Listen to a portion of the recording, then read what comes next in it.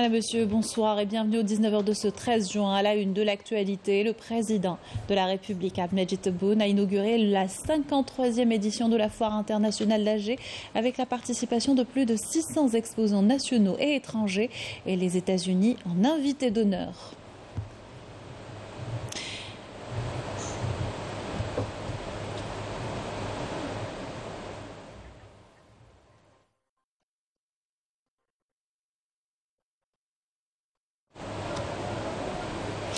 Le général de corps d'armée Saïd Chengriha, chef d'état-major de l'armée nationale populaire, entame une visite de travail en 6e région militaire à Tamanrasset où il a déclaré que croire en la patrie réclame des actions sur le terrain. Nous l'écouterons tout à l'heure.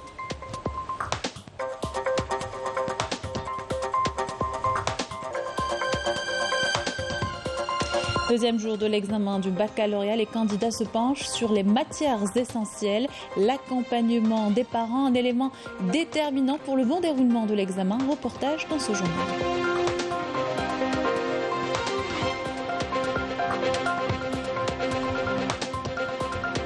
À l'étranger, la contestation ne faiblit pas au Maroc. Les Marocains continuent de dénoncer la misère et la hausse démesurée des prix malgré la répression du Marzen.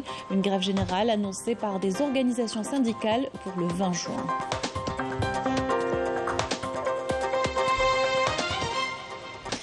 Bienvenue à tous, heureuse de vous retrouver. Je vous le disais en titre, le président de la République, Ahmed Tebboune, a inauguré la 53e édition de la Foire internationale d'Alger au Palais des Expositions sous le thème « Pour un partenariat stratégique ». Le président de la République a été accueilli par le Premier ministre, Ayman Ben Abdelrahman, et le ministre du Commerce et la promotion des exportations, Kamal Arzik.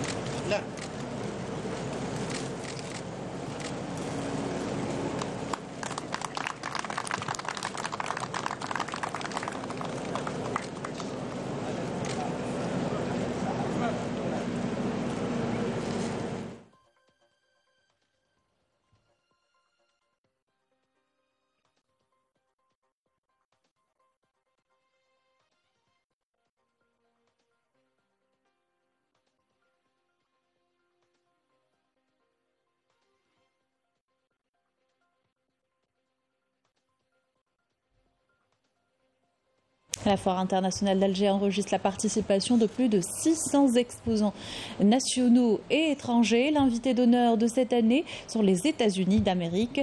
Le ministère de la Défense nationale prendra part pour la première fois à cette manifestation économique avec un nombre total de 19 entreprises représentant des unités de production à caractère économique dans les secteurs de l'industrie mécanique, du textile et de la construction navale.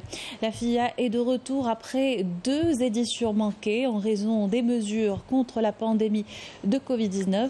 Le salon, ou plutôt la foire, occupera une superficie de plus de 24 000 m², 40% de plus que la précédente édition. Dans la dynamique de ces visites d'inspection effectuées aux différentes régions militaires s'inscrivant dans le cadre du suivi de l'exécution du programme de préparation au combat 2021-2022, le général de corps d'armée Saïd Chengriha, chef d'état-major de l'armée nationale populaire, a entamé aujourd'hui une visite de travail en 6e région militaire à Tamanrasset, Amel Bouarkba.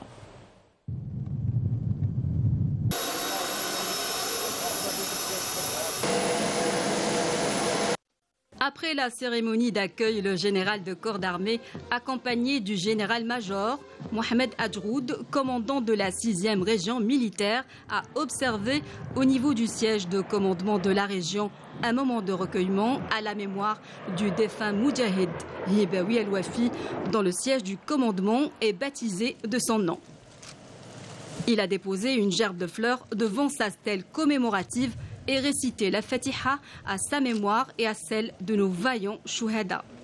Par la suite, et lors de sa rencontre avec les cadres et les personnels de la 6e région militaire, le général de corps d'armée a prononcé une allocution d'orientation diffusée par visioconférence à l'ensemble des unités de la région, au terme de laquelle il a souligné que croire en la patrie requiert des actions sur le terrain et non pas des paroles sans agir, estimant que le rendement effectif de l'homme reflète sa foi en ses valeurs et ses principes et en l'intérêt suprême de sa patrie. إننا في الجيش الوطني الشعبي نعتقد أن من يؤمن بوطنه.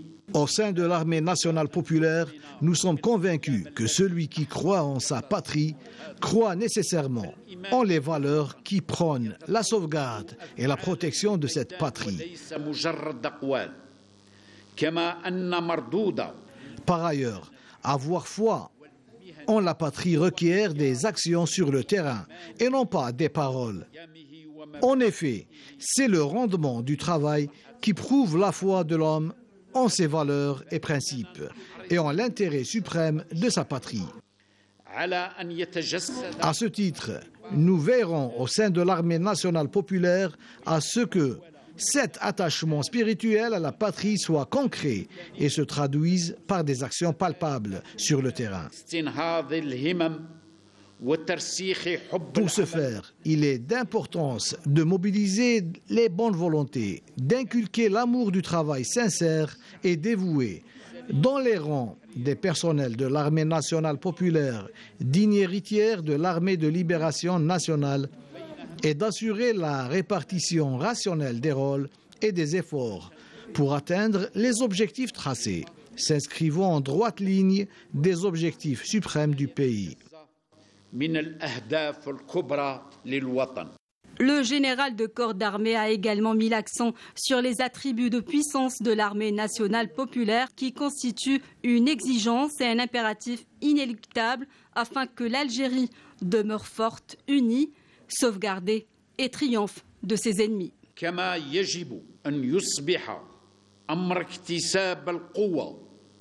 Disposer des attributs de puissance doit être une exigence pour l'armée nationale populaire afin que l'Algérie demeure sous la conduite de Monsieur le Président de la République, chef suprême des forces armées, ministre de la Défense nationale, forte, unie,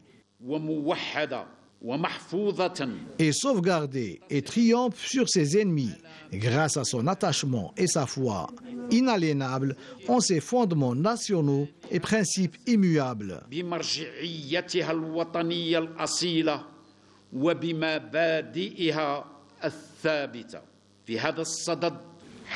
Dans ce sens, nous tenons à l'exécution totale par les unités du corps de bataille des programmes de préparation au combat, en veillant à travers cette démarche judicieuse à conférer à leur contenu non seulement l'objectivité et la rationalité requises, mais également l'aspect visionnaire.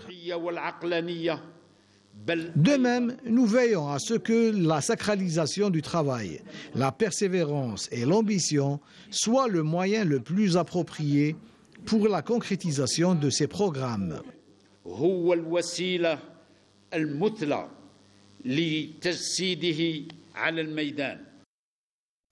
À l'issue de la rencontre, la parole a été donnée au personnel de la région qui ont affiché une entière disposition à relever tous les défis et faire face à toutes les menaces afin de défendre la sécurité et la stabilité du pays et préserver sa souveraineté nationale.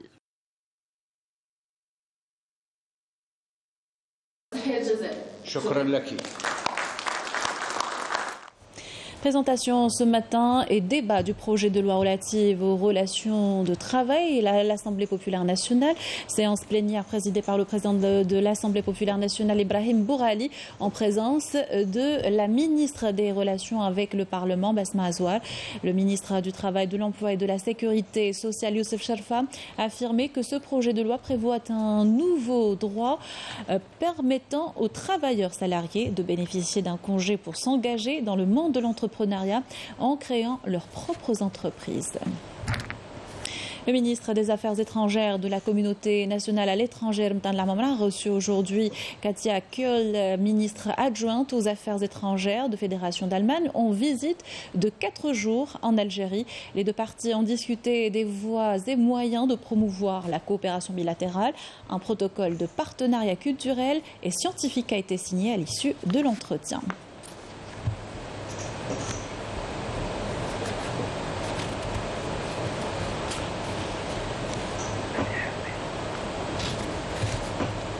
Et toujours dans le cadre de la visite qu'il effectue en Algérie, le ministre tchadien de la Sécurité publique et l'immigration Idriss Dokoni Adker s'est rendu au Centre national de la production des titres et documents sécurisés où il a suivi un exposé sur les missions du centre dans la production et la protection des documents biométriques.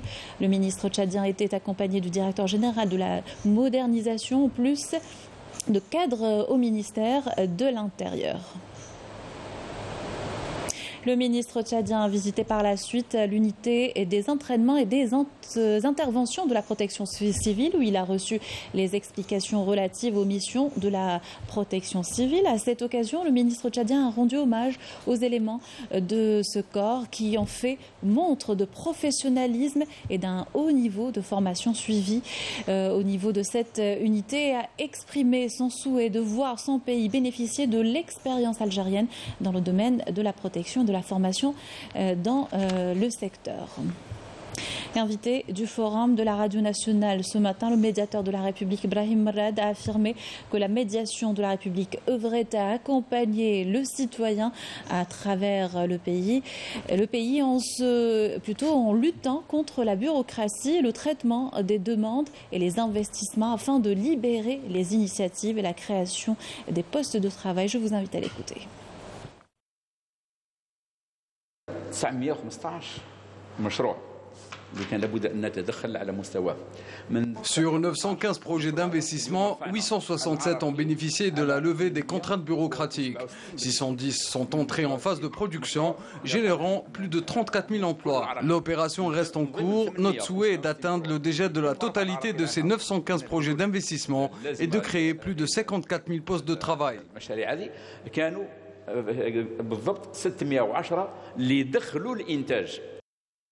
Et cette information, installation aujourd'hui des délégués européens de la Fédération de la Grande Mosquée de Paris par son recteur Shamseddine Hafiz, en présence des délégués régionaux et des membres du Bureau national.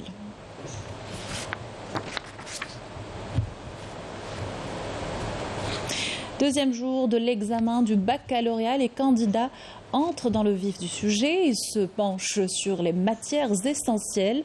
Pour rappel, 700 000 candidats sont inscrits pour cette session. Et bien sûr, l'appréhension était au rendez-vous pour ce deuxième jour des épreuves. Même pour les mieux préparés, l'accompagnement des parents est primordial. Dans ces cas, Raouf Hamouche se penche sur la question. À moins d'une heure du début de l'épreuve des mathématiques, Inès et Katia révisent une dernière fois avant d'accéder à leur centre d'examen, le lycée El Edrissi d'Alger. On va rentrer dans 5 minutes, Inch'Allah. Comment vous sentez? On est stressé. Matière essentielle, coefficient 7, ça va pas du tout. Comment ça s'est passé le bala? Non, ça s'est très bien passé, c'est Arabia. Oui. Islamia, je crois, Kanwa'ar. Oui, surtout la deuxième partie. Surtout le deuxième sujet. C'est pas de physique, pour nous, Merci, bye bye. La révision se fait sous le bienveillant de la maman d'Inès qui a tenu à accompagner sa fille. Pour elle, il est primordial de soutenir son enfant dans une épreuve aussi importante. J'ai confiance en elle, j'ai confiance dans les sujets, dans les personnes qui font les sujets. En fait, on a confiance et on doit avoir confiance et on part de ce principe-là et automatiquement, quand l'enfant déjà il a confiance, il part avec 90% de chance en plus. Comme la maman d'Inès, de nombreux parents ont accompagné ce matin leur enfant au centre d'examen afin de leur apporter un soutien psychologique. En ce qui nous concerne, nous sommes tout aussi stressés que nos enfants. L'examen du baccalauréat est une étape importante. Pour ma part, je suis un peu stressé car mon fils passe pour la deuxième fois son bac. On souhaite que l'épreuve d'aujourd'hui soit abordable. Conscients de l'importance de cette journée déterminante pour leur avenir, les candidats affirment avoir bien préparé l'examen et espèrent décrocher le précieux sésame. Un regain d'intérêt pour l'agriculture enregistré ces dernières années, notamment par les jeunes. Encouragés par les programmes de soutien de l'État, ils sont nombreux à quitter les grandes villes pour s'installer en zone rurale et lancer leurs projets. Le cas de Adel, un jeune agriculteur qui a décidé d'investir à Illizi. Brahim Belkhir, Walid Yousfi. Agriculteur de père en fils, Adel Ben Maza, un Gijlien pure souche, n'a pas hésité une seconde pour venir investir dans la wilaya d'Illizi. Son projet, une exploitation agricole où il produit plusieurs sortes de fruits et légumes. Il projette même de faire une extension dédiée à la céréaliculture. Nous avons de la pastèque, des oignons et du foin. 5 hectares sont dédiés à la culture de l'oignon et nous avons 1 hectare pour faire nos essais techniques sur des fruits et légumes que nous comptons produire ici, grâce notamment à 5 serres que nous venons d'installer. Les autorités locales, de leur côté, mettent à disposition des agriculteurs un programme d'accompagnement pour les aider à développer leur investissement et commercialiser leur production. Nous leur offrons un accompagnement complet pour les aider à développer leur activité dans la région. Cet investisseur souhaite même faire une extension pour diversifier sa production. J'ai eu quelques difficultés à commercialiser ma production. Il possède en tout une vingtaine d'hectares. Il fait partie des premiers investissements de ce genre dans la commune d'Illizi. Cet agriculteur contribue directement à réduire les prix des fruits et légumes. Un investissement qui permet donc d'alimenter le marché local et les wilayas limitrophes en produits maraîchers frais. Un plus pour l'économie de cette wilaya du Grand Sud.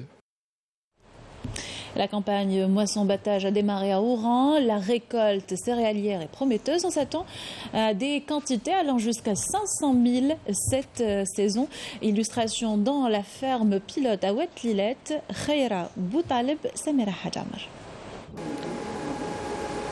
Après plusieurs mois d'attente, Yassine, agriculteur, est impatient de récolter le fruit de son labeur. Il est optimiste quant à la qualité de la production de cette année. La saison a été un peu difficile, mais grâce à Dieu, nous avons eu une bonne pluviométrie cette année. Nous cultivons ce genre de céréales pour la première fois. Nous tablons sur une moyenne d'environ 30 à 35 quintaux par hectare. C'est ici, dans cette ferme pilote, que le coup d'envoi a été donné pour le lancement officiel de la campagne moisson-battage pour cette nouvelle saison. La production est bonne. Les terres irriguées en produisent jusqu'à 50 quintaux par hectare. L'opération bat son plein. Une centaine de moissonneuses-batteuses sont mobilisées, 20 d'entre elles sont destinées au blé dur. La capacité de stockage est d'environ 522 000 quintaux.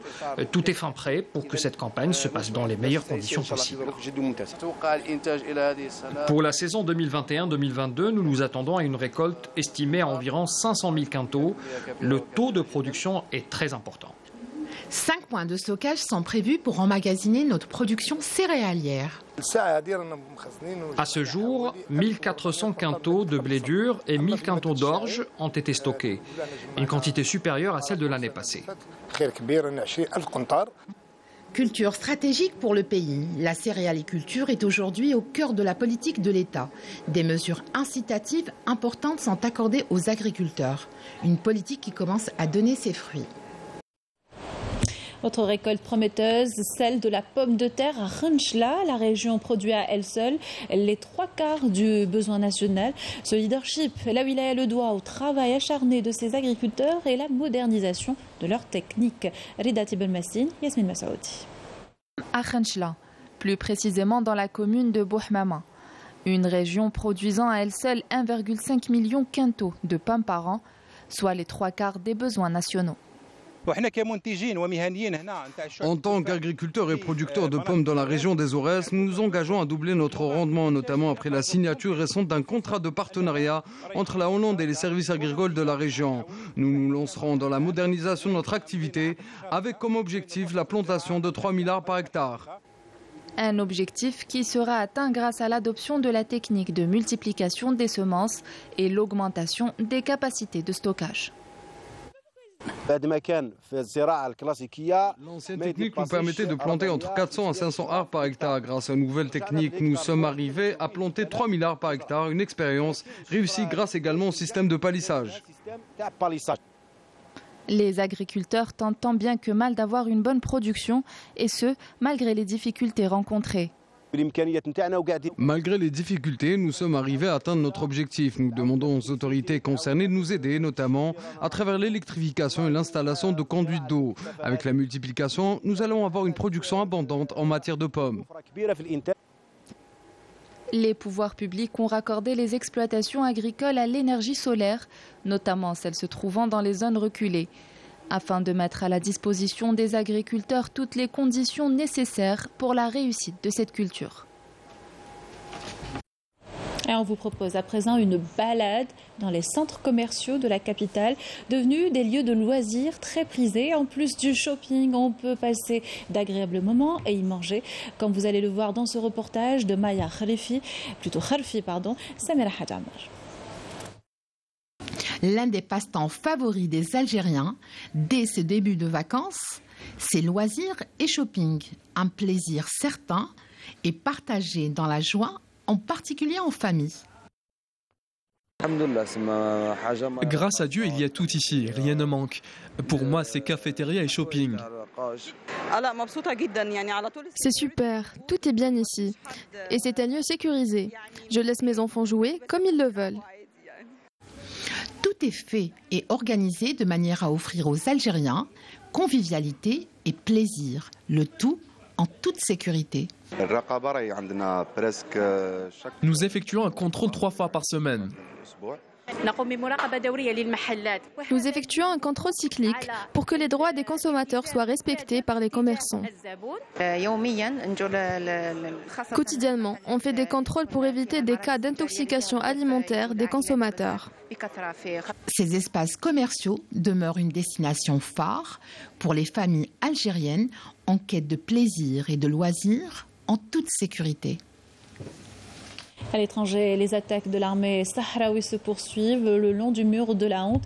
Les unités de l'armée de libération sahraoui ont mené hier de nouvelles attaques contre les forces d'occupation marocaines dans les secteurs de Haouza, de Bakari, infligeant des pertes au camp marocain. Et l'Union des étudiants sahraouis a annoncé le lancement d'une campagne internationale de solidarité avec les étudiants sahraouis arbitrairement arrêtés par les autorités d'occupation marocaines. Elle vise à faire la lumière sur le cas du groupe d'Al-Wali et des étudiants arrêtés en septembre 2021 à avril 2022, en particulier l'étudiant sahraoui Mohamed Al-Aïchi. Ce dernier a entamé une grève de la faim le 13 mai dernier en protestation contre les conditions misérables et les mauvais traitements des autorités pénitentiaires et l'occupant marocain.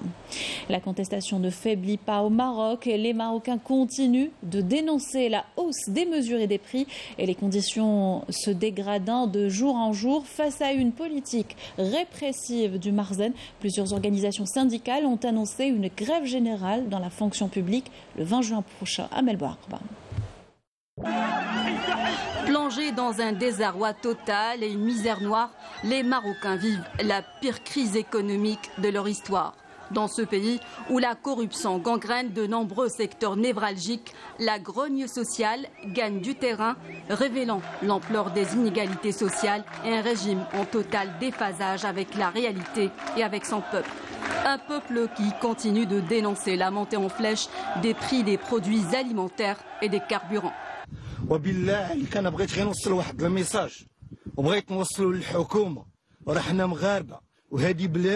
وحنا يمواليها راه ما بغيناش فيها الفتنه ولكن حذاري ثم حذاري راكم كتوجدوا شي قنابل موقوته لان اصعب حاجه هو الفقر المغربي وما تقيسوش في الزيت وما تقيسوش في السكر وما تقيسوش في الطحين. بعد اللي عاهد ثلاثه هذا الشيء راهو كيتعاون معاه مع بعضياته وبعدو منا غير من هادو. وحنا عايشين مولفين عايشونا والدينا بالمضهوصه وتنديروا فيها بصيله وتنبسطوا وتناكلوها. الجلبانه ديال 240 كلوها نتوما، الكروفيت كلوه نتوما، وشي حاجه اخرى كلوها نتوما. حنا بغينا ناكلوا عاد الزيت والسكر والطحين وما قصنا والو، والله ما قصنا شي حاجه. من ابسط الحوايج وبعدونا من الماء وبعدونا من الدورك ومقهرتونا.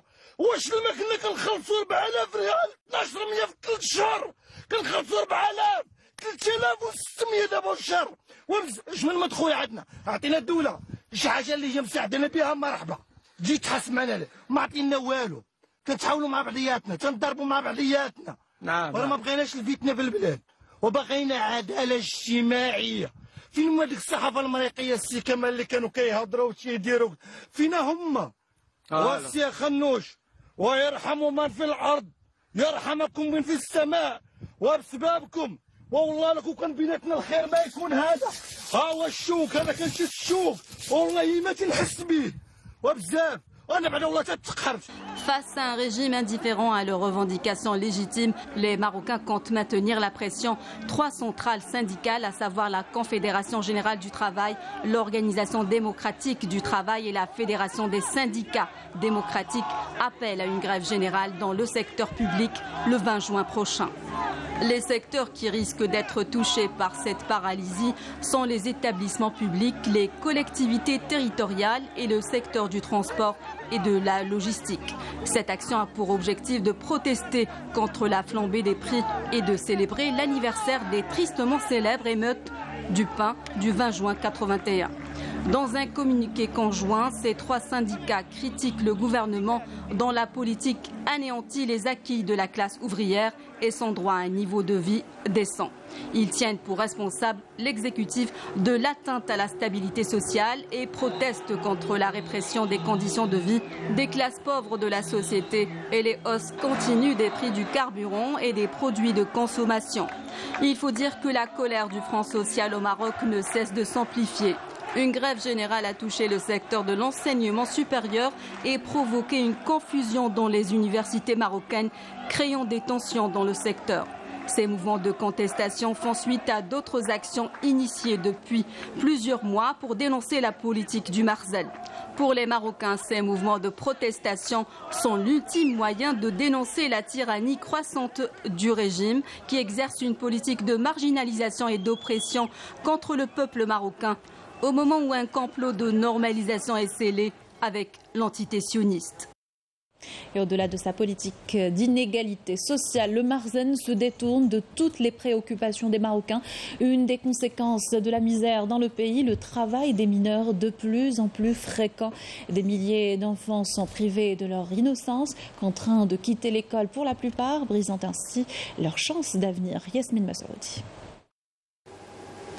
Le travail des enfants au Maroc, une réalité crue vécue au quotidien par une grande partie de la population enfantine.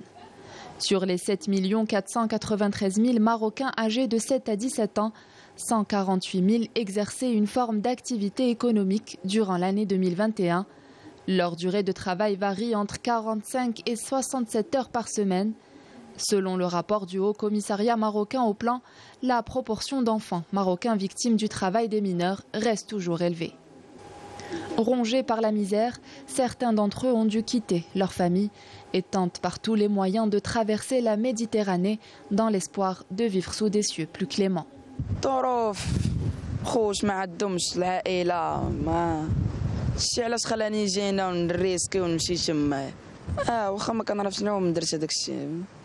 دخلت من بلاد دخلت في واحد القادوس ديال بوخرار. قادوس بوخرار ودخلتي من بلين صار واش هكا؟ دخلت من بلين صار الدراري هذاك القادوس حالينو كندخلوا منه حنا. مشيت معلي. دخلت منه دخلت وسطه شعلت البين حيت الحوايج ديالي قلت بسم الله دخلت مشيت لقيت القادوس محلول خرجت دزت الحدود نتا الصبليون خرجت لقيت راسي في مليليه راني فت الحدود. D'autres, en revanche, sont contraints de subvenir aux besoins de leur famille. Derrière les murs des ateliers, domestiques chez des gens aisés, ouvriers journaliers dans les plantations, ces enfants sont exploités au quotidien pour un salaire de misère. ما نقدرش نكمل القرايه حيت الوالده مريضه وانا اللي كاين انا وخويا خدامين على سميتو خدام على الوالده والوالد مات توفى فاش كانت عندي 5 سنين. خرجت من المدرسه باش نعاون والدي الوالد ما كاينش في الدار خارج من الدار كاين انا والوالده وخويا. Face à un Makhzen qui continue de faire la sourde oreille, ces enfants subissent les pires injustices. Plus de 85% sont obligés de quitter l'école. Les 15% restants n'ont jamais été scolarisés. Et on arrive au sport et votre rendez-vous méditerranéen par Saïd Flak. Bonsoir Saïd. Bonsoir Sabrina, madame, monsieur, bonsoir. Ravi de vous retrouver pour ce nouveau numéro de rendez-vous méditerranéen. Jingle et on vient.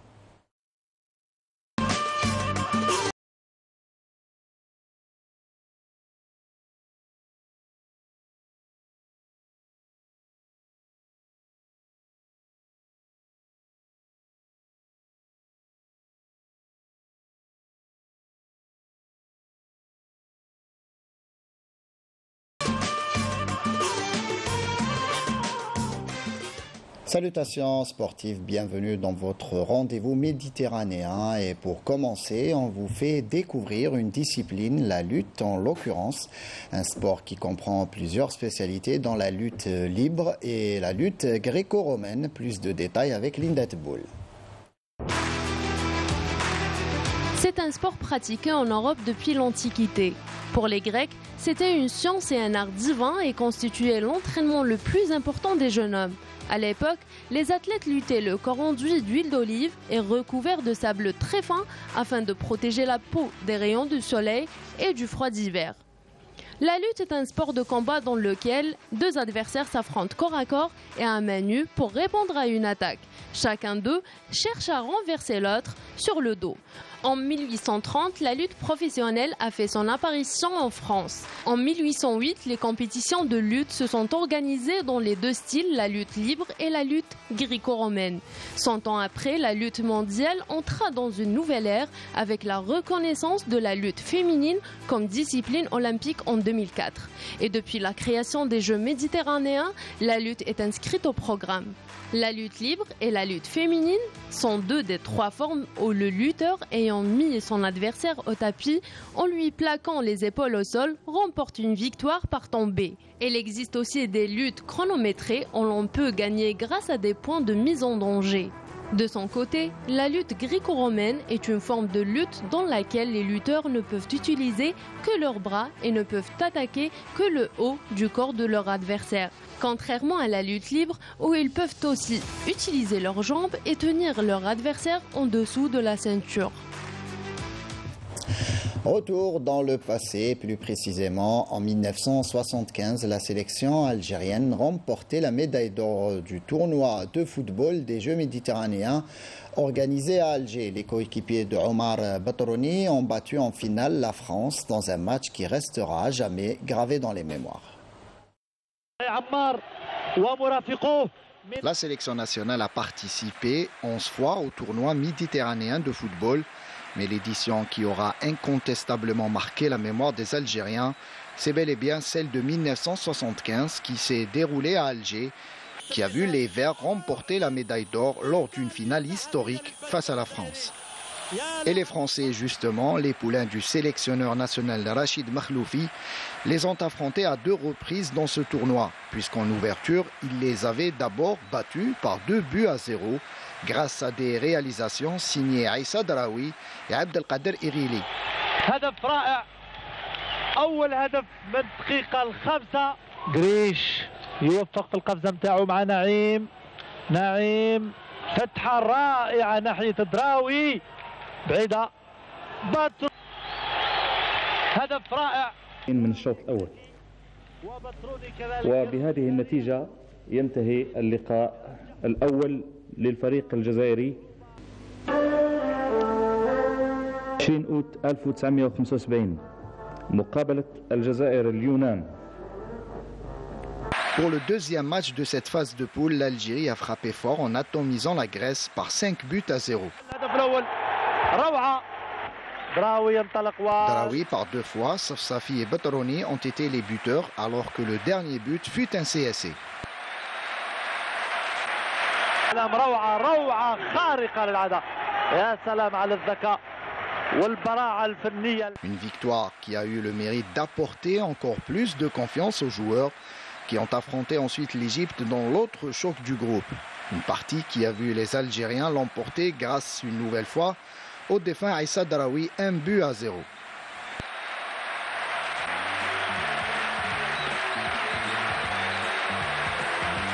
Le dernier match de la poule fut face à la Libye.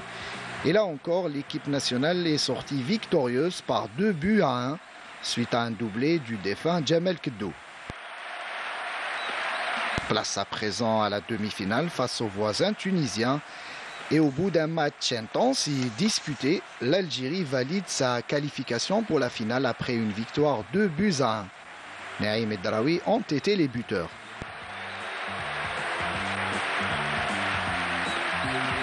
Le 6 septembre et devant un stade du 5 juillet archi-comble s'est jouée la finale tant attendue du tournoi, mettant aux prises l'Algérie à la France.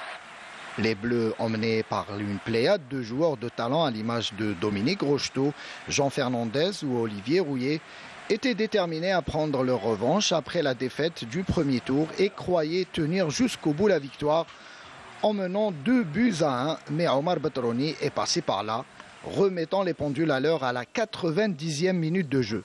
Un but qui a mis en ébullition le temple du football national et galvanisé un peu plus les joueurs algériens qui finiront dans les prolongations par mettre ce troisième but décisif par l'intermédiaire de Rabah Mengelti qui crucifie à 20 mètres le gardien français.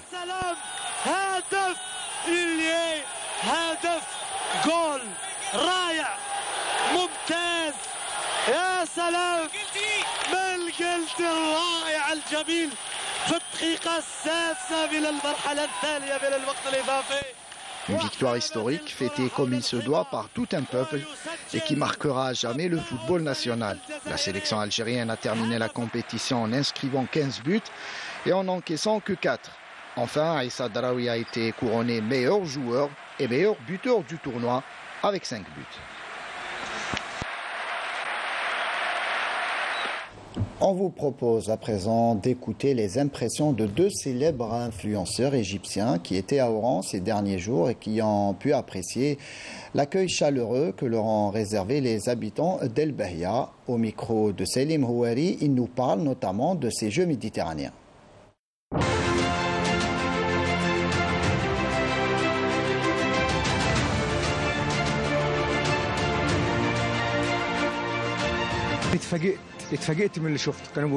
Franchement, j'ai été agréablement surpris par la beauté de l'Algérie. J'entendais beaucoup de choses positives sur ce pays, mais la réalité est encore plus belle. Je suis heureux d'être ici, et notamment à Oran. Et en tant qu'influenceur, je suis content de partager la richesse du patrimoine algérien et montrer les beaux paysages du pays à quelques jours du début des Jeux méditerranéens.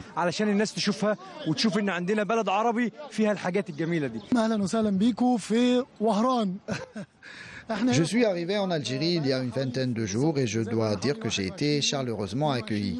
J'ai beaucoup d'amis algériens avec lesquels j'ai partagé beaucoup de bons moments et c'est un réel plaisir d'être là avant un tel événement. L'Algérie est vraiment belle, je ne m'attendais pas à voir tous ces beaux paysages. Sa population est juste incroyable et croyez-moi, dans quelques jours, je vais retourner en Égypte et je suis très triste. Mais soyez sûrs, je reviendrai. C'est ainsi que prend fin ce rendez-vous méditerranéen. Merci pour votre attention et à demain pour un nouveau numéro.